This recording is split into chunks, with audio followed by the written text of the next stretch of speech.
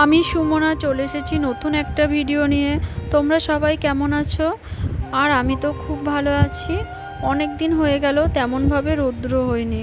এই কদিন খুব বৃষ্টি হচ্ছিল, আজ একটু রৌদ্র হয়েছে, সেই জন্য ভিজে জামা কাপড়গুলো বাইরে দিয়ে দিয়েছি।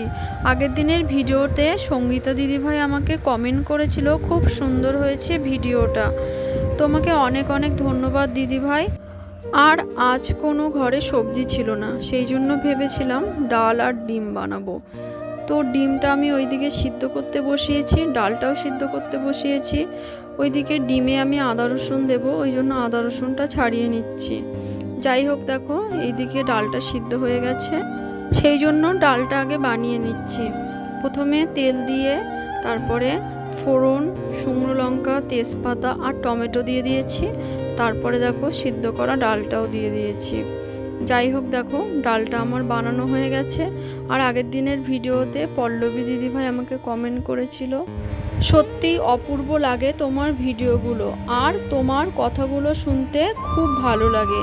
আমার কথাগুলো শুনতে যে তোমার এত ভালো লাগে, তার জন্য অনেক অনেক ভালোবাসা রইল দিদিভাই। এইভাবেই তুমি আমাকে ভালোবাসা দিও।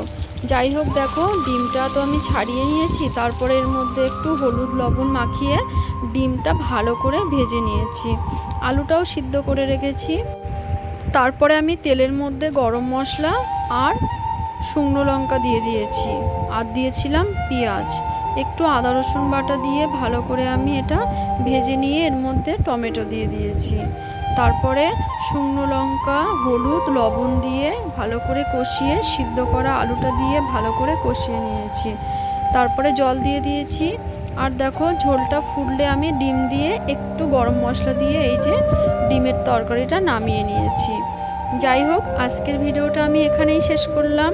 কেমন হলো অবশ্যই জানাবে।